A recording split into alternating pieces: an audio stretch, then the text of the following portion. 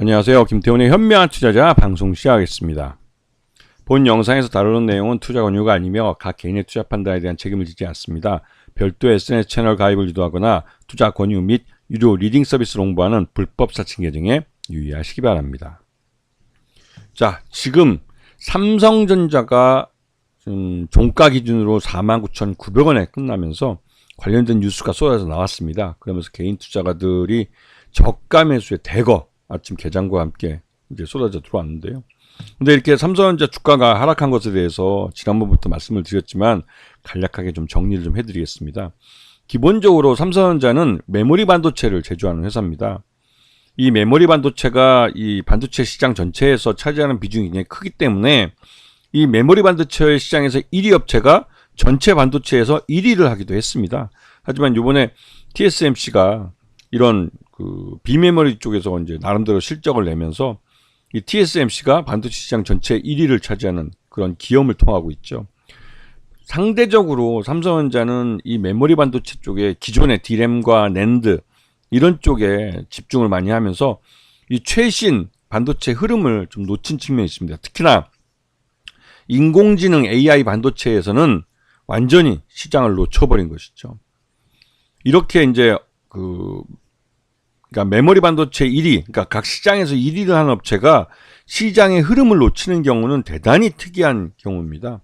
왜냐면 어느 산업이든 시장이 어떤 새로운 신기술이 나와서 변화할 때 그 기존 시장 1위 업체에게 이러한 새로운 시장의 흐름을 주도하는 기업이 함께 하자고 제안을 하는 경우가 많은데, 요번 케이스 같은 경우는 SK 하이닉스가 엔비디아 AI 반도체를 시장을 주도하는 엔비디아의 요구에 적극적으로 응한 데에 비해서 삼성전자는 그렇지 못했죠.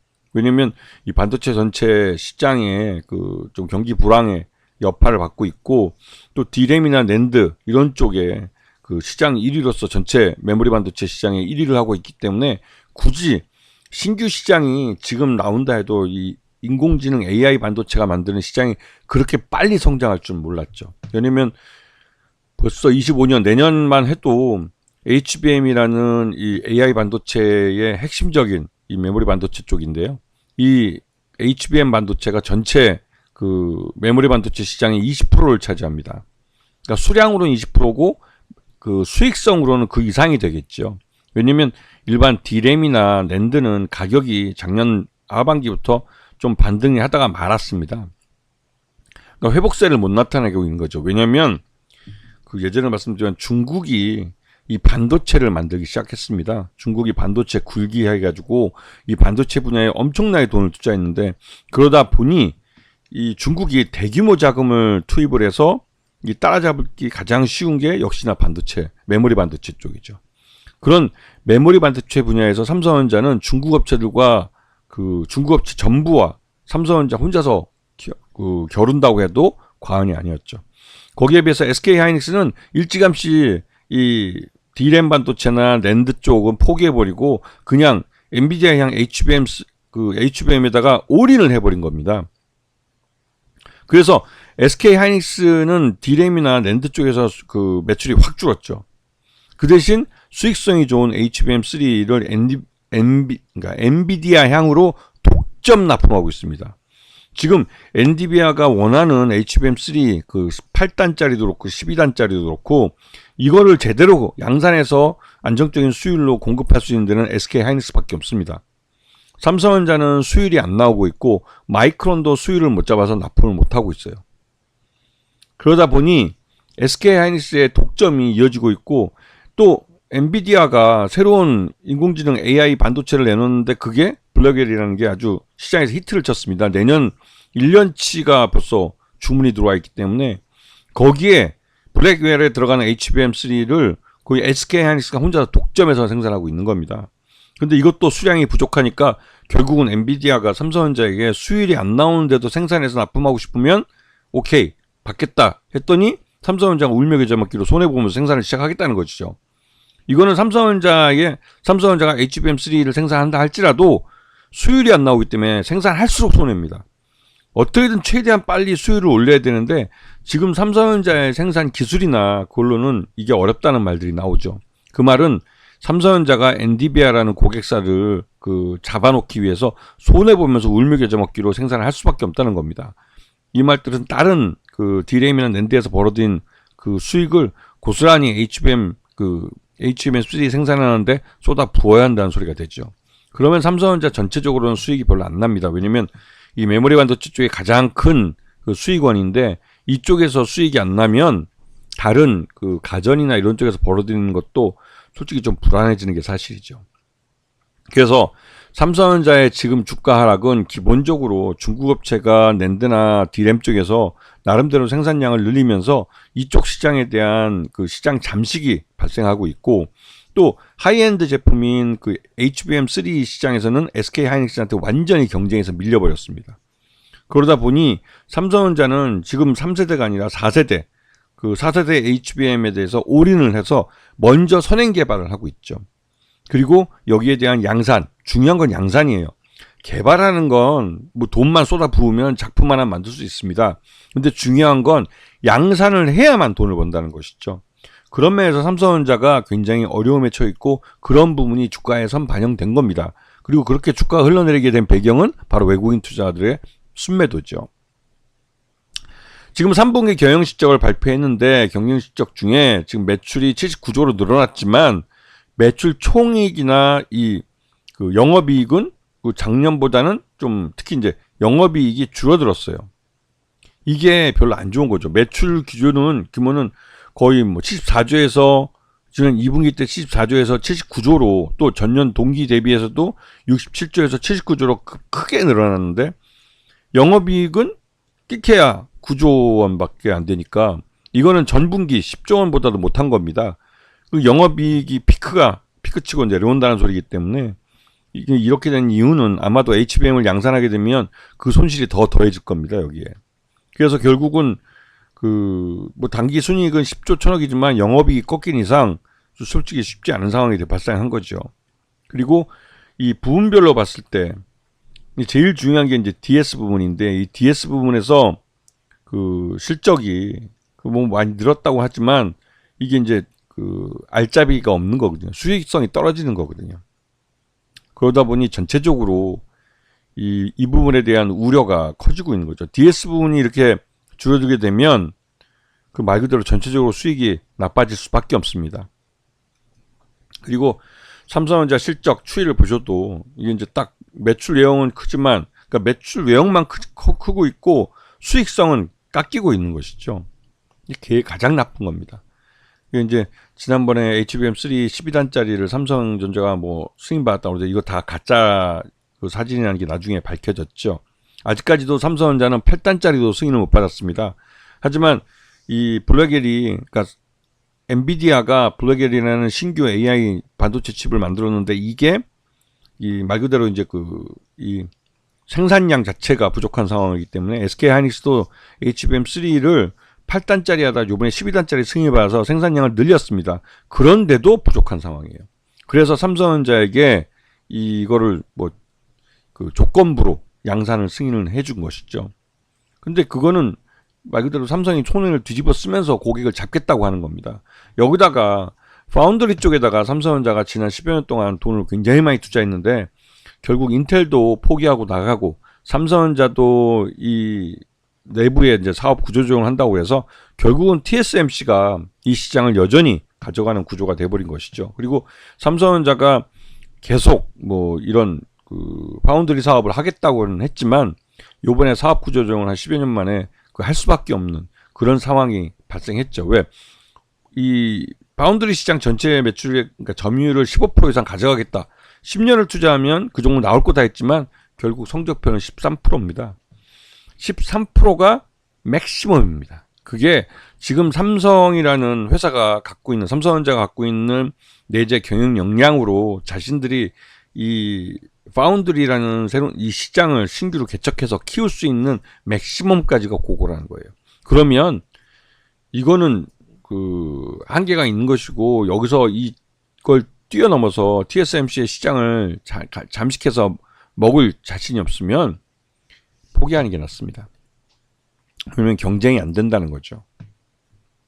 자, 거기다가 폴더폰의 이제 글로벌 시장 점유율이 이제 이게 내년부터는 이제 애플이 이 시장에 뛰어듭니다. 그렇게 되면 프리미엄 제품에서 이제 역시 삼성전자와 애플의 양대 그 시장 쟁탈전이 벌어질 텐데, 이미 중국 시장에서는 폴더폰 시장에서 이 화웨이나 이런 쪽 그 중국 업체들이 이 폴더폰 제품들 기술력을 많이 향상시키고 가격도 좀 다운시키면서 삼성전자가 전체 이 시장에서 70%대에서 지금 50%대까지 밀리고 있고, 이러한 추세는 계속될 겁니다. 그렇게 되면 삼성전자는 내년에 애플이 이 시장에 뛰어들면 이 폴더폰 시장에서 점유율이 30% 미만으로 떨어질 가능성이 커요. 그렇게 되면 삼성전자가 이 폴더폰에서 제대로 수익을 내기는 어렵죠. 가격을 올리기 전에는. 거기다가 이제 요번에 이제 그 트럼프 2기가 들어서면서 중국에 대한 규제가 이제 미중 무역 전쟁이 더 심해질 겁니다.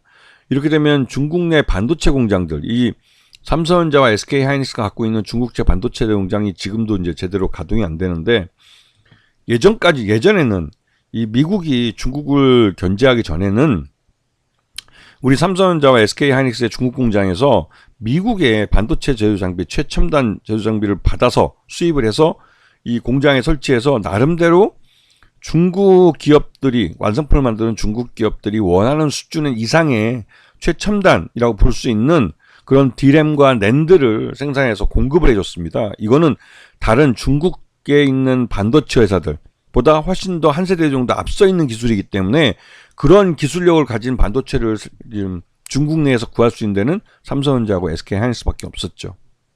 그런데 이게 미국이 최첨단 반도체 제조 장비를 이 중국 공장에다 못 들어가게 막았습니다. 초기에. 그 조 바이든 정부에서 그걸 막는 바람에 특히 이제 반도체 분야에서도 중국이 최첨단 인공지능 AI 기술을 갖지 못하게 하겠다고 해서 반도체에 대한 규제를 하면서 중국 공장에서 생산하는 이런 그 반도체에 대해서 첨단 제품을 생산하기는 어려운 사정이 발생한 것이죠. 그래서 삼성도 SK 하이닉스도 첨단 미국산 반도체 제조 장비를 받지는 못했고, 그러다 보니 이 중국의 반도체 회사들에게 기술적으로 따라잡혀 버린 겁니다. 그래서 삼성전자나 SK 하이닉스의 반도체나 중국계 이제 공장들이 생산하는 반도체나 별발 차이가 없다는 것이죠. 그렇게 되면 굳이 비싼 한국산을 쓸 필요가 없는 거죠. 한국산이 중국산 반도체보다 0.5가 비쌌습니다. 그래서 이제 이 중국에서 수익이 많이 났기 때문에 반도체가 크게 수익률이 좋았었던 건데, 이제 그게 이제 그런 경쟁력이 사라져 버린 것이죠. 뒤늦게 이제 미국의 반도체 제조 장비 업체들이 죽게 생겼으니까 이거에 대해서 이제 미국에 있는 반도체 제조 장비 업체들이 미국 정부, 조 바이든 정부에 로비를 해서 일부 이걸 풀어줬습니다. 그래서 이제 그런 첨단 장비가 들어왔지만 이미 중국의 반도체 기술이 많이 따라잡은 것이죠. 우리 한국 기업들을. 그리고 이제 솔직히 말해 사후 약방문이 돼버렸고, 우리나라도 괜히 또 다음에 트럼프 정부가 들어서는데 트럼프 2기 정부에서 이 중국 내에서 생산하는 반도체가 첨단 반도체라는 게 또 괜히 또 찍힐 수도 있기 때문에 눈치를 봤을 때 중국의 공장 가동률이 굉장히 다운됐어요. 이거는 중국 공장 가동률이 떨어진 걸 보면 확실히 수익성이 많이 떨어진 걸 알 수가 있습니다. 그래서 미중 간 이런 첨단 기술에 대한 경쟁 때문에도 중국 공장들을 제대로 가동하지 못하는 게 이 삼성전자에게도 큰 타격이 되고 SK 하이닉스에도 큰 타격이 됩니다. 근데 SK 하이닉스는 그나마 또 이 엔비디아라는 수익성이 높은 HBM을 납품할 수 있는 데가 생긴 겁니다. 그래서 그렇기 때문에 SK 하이닉스의 실적은 그런대로 좀 나아진 것이죠. 근데 삼성은 그런 게 없지 않습니까? 그러니까 이 반도체 쪽에서 죽쓰고 있는 것이죠. 여기다가 삼성전자가 임금 단협이 지금까지 안 되어 있었습니다. 그게 10개월 동안 이거에 대해서 막 논란도 많았고 실제 파업도 일어났습니다. 이게 뉴스가 안 돼서 사람들이 몰랐을 뿐이지, 그러니까 삼성전자는 제대로 공장도 가동도 안 되고, 그것도 이제 중국 공장뿐만 아니라 국내 공장도 제대로 가동이 안 됐던 거예요. 그런데 이게 오늘 임금 단협에 성공을 했습니다. 그래서 이제 거의 10개월 만에 이 제대로 이제 노사 평화가 찾아오게 됐는데, 이러한 부분이 개인 투자가들이나 이런 쪽에서도 좀 외국인 투자가들에게도 좀 긍정적일 수 있지만, 아직까지는 외국인 투자들이 그 순매수로 돌아섰다는 증거는 없어 보입니다. 여기다가 삼성그룹은 지배구조 개편을 앞두고 있습니다. 이게 이제 우리나라 재벌 순위 1위와 2위인 삼성그룹과 현대차그룹만 지금 지주회사 체제를 못 갖췄어요. 여기에 이제 지주회사 체제를 갖추는데 오너일가가 부담해야 할 돈이 몇 조 원이 들어가기 때문에 그러면서도 이제 지배구조를 강하게 가져가야 되는 거죠. 근데 그러려면 말 그대로 몇 조 원의 돈이 필요한데 그 몇 조 원의 돈을 마련하기 어려운 것이죠. 지금 삼성그룹은 이건희 회장 상속세를 오너일가들이 내고 있습니다. 그런 면 때문에 더더욱 지배구조 개편하기 어려운 측면이 있고, 그래서 이러한 부분이 불확실성으로 남아있기 때문에 그런 부분이 또 외국인들에게는 또 안 좋게 보이는 것이죠. 그리고 삼성전자 3분기 실적이 나오면서 나름대로 이제 그 목표가라고 할까요? 증권사들의 목표가들이 다시 낮춰지기 시작했습니다. 그래서 10만 원 미만으로 내려가고 BNK 같은 경우는 8만 천 원을 제시하기도 했죠. 근데 이런 것들이 나올 때 지금 삼성전자 주가는 더 먼저 내려서 49,900원을 찍어버렸습니다. 자, 그리고 이렇게 이제 삼성전자 주가가 49,900원을 찍게 된 이유 중에 한 가지는 이 삼성가의 이 주식담보대출을 사용한 게 있습니다. 이게 이제 예전에 금리가 많이 싸졌을 때, 금리 인하로 싸졌을 때, 그때 이제 주식담보를 사용한 건데, 이게 이 금리가 그 사이에 올려버려가지고, 이 부분이 이제 만기가 되면서 지금 차환 발행을 해야 되는 것이죠. 그러면 고금리 상품으로, 고금리의 이자로 바꿔야 되는데, 그러기에는 솔직히 좀 부담이 되는 겁니다. 그래서 결국은 이 물량, 삼성전자 물량이 시장에 매물로 나올 것이다라는 말들이 나오는 것이죠. 근데 이게 이제 말 그대로 이제 시장에서는 이슈가 되는 겁니다. 이렇게 될 경우에는 삼성전자가 신저가를 찍을 수도 있다. 그래서 기관 투자가들도 더 싸게 살 기회가 있는데 굳이 지금 이 삼성전자 주가를 방어할 필요가 있나라는 말들이 나온 것이죠. 그러다 보니 이게 49,900원을 찍어버린 겁니다. 그리고 여기에서 이제 오너일가가 이 주식담보대출을 쓰고 있는 삼성전자 주식은 6,546만여 주나 됩니다. 그게 2조 6천억이나 되기 때문에 이게 굉장히 큰 부담이죠. 왜냐면 이 담보를 해소하든지 아니면 주식을 팔아야 되겠는데 자칫다가 담보가치 밑으로 떨어지면 금융회사들은 이거를 눈치는 보겠지만 반대 매매를 안 할 수는 없습니다. 그렇기 때문에 이게 이제 지금 삼성전자 주가의 발목을 잡고 있는 거죠. 최근 들어서 삼성전자 외국인들의 순매도 숫자를 보면 장난 아닙니다. 순매도 강도도 점점 세지고 있죠. 이러다 보니 외국인들이 볼 때는 트럼프 2기 정부에 대해서 한국 정부나 또 삼성전자 같은 경우도 이 반도체 시장에서 예전에 보여주던 그런 위상, 그런 능력, 그런 실력을 보여주지 못하는 실망 매물이 많이 나오고 있습니다. 그리고 원달러 환율이 계속 오르고 있어서 지금 가만히 있다가는 외국인 투자가들은 환차손을 크게 볼 가능성이 크기 때문에 일단은 낙하산 피고 도망가는 거죠. 외국인들 파는 걸 보면 지난 10월 말 이틀간을 제외하고는 계속 팔아제끼고 있습니다. 지금. 네. 자, 그래서 삼성전자 주가를 보면 최근 들어서 자유낙하하듯이 크게 떨어졌는데요. 그랬다가 49,900원을 찍고 나서 그 다음날 이제 개인 투자가들 중심으로 저가 매수가 주입되면서 6%대 이상 급등이 나오고 있습니다. 그리고 이렇게 된 이유는 이 노사 간의 노사 평화, 임담협이 됐다는 뉴스도 한몫한 것 같은데요. 근데 아직까지는 외국인 투자가들이 삼성전자를 다시 사든다는 그런 뉴스는 보이지 않는 것 같습니다. 그리고 왜냐면 원달러 환율이 1,400원대 이상으로 계속 오르고 있어서 외국인 투자가들이 가장 많이 갖고 있는 삼성전자를 팔면 무조건 팔아서 생긴 원화는 무조건 달러로 환전을 해버려요. 그런 부분이 있기 때문에 이 삼성전자 주가는 이 원달러 환율을 보면서도 또 알 수가 있습니다. 그래서 삼성전자가 노사 평화 이런 것도 이루고 나름대로 호재성 재료를 내놨지만 사업적인 측면에서 수익성은 예전만 못할 가능성이 크고 지금 개인 투자가들은 49,900원이라는 소리에 개인 투자가들이 저가 매수에 나서겠다고 대규모 순매수를 보이고 있고 외국인 투자가들과 기관 투자가들도 여기서 이제 5만 원대 초반에서 일부 매도를 치면서 나름대로 이제 자신들 리스크 해지를 하려고 하는 것 같은데요. 하지만 삼성전자는 외국인 투자가들이 전체 지분의 50% 이상을 갖고 있기 때문에 여전히 팔 게 많습니다. 외국인 투자. 그래서 만만치 않은 거죠. 개인 투자가들은 이걸 기관 투자나 외국인 투자를처럼 특히 이제 집중적으로 한쪽으로 매수를 하든 매도를 해서 주가의 방향성을 지속적으로 한 방향으로 돌려놓을 수 있는 힘이 약합니다. 개인 투자가들은 지금 오늘도 이제 오전에 주식을 샀다가 이 6% 이상 오르니까 곧바로 또 차익 실현하고 빠져나오는 그런 단타꾼 모습을 보여주고 있기 때문에 삼성전자의 주가 방향을 돌려놓은 건 오늘 저녁 때 장 끝나고 외국인 투자들이 어떤 매매를 했는지를 확인해 보실 필요가 있는 것이죠. 그리고 삼성전자가 그 HBM에 대한 이 엔비디아향 납품하는 것에 있어서 수익성을 가질 수 있는 수율을 잡을 수 있느냐, 이게 또 굉장히 중요한 관건이 될 것 같습니다.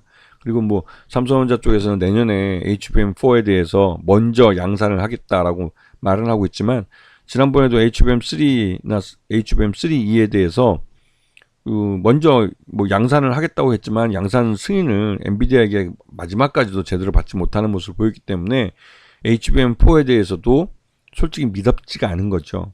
그런 신뢰감을 주지 못하고 있는 상황입니다. 이러한 부분을 잘 보시고 삼성전자에 대해서는 개인 투자로서 이제 4만 원대라면 좀 모르겠어요. 사볼 생각이 들지는 모르겠지만, 예전에 그 아까 앞에 잠깐 설명드렸지만 오늘가가 7만 원대 초반에서 1조 원대 그 삼성전자 주식을 매도를 했습니다. 그래서 7만 원대 초반이면 그 반값 지금 3만 5천 원. 그래도 4만 원대 더 내려가지 않을까라는 우려도 생기는데요. 그렇게 해야 오너일가로서는 싸게 살 수 있는, 즉 오너일가가 매수해서 들어올 만한 가격대는 더 싸야 되지 않을까라는 생각이 듭니다. 하여튼 뭐 개인적인 생각이고요. 일단은 뭐 노사평화가 들어오고 또 그런 게 이제 주가도 많이 빠졌고, 그래서 개인 투자들의 저가 매수는 유입되고 있는데, 이게 지수의 방향을 돌려놓을 수 있을지는 좀 지켜봐야 될 것 같습니다. 아시겠죠? 자, 오늘 방송 여기서 마치겠습니다. 감사합니다.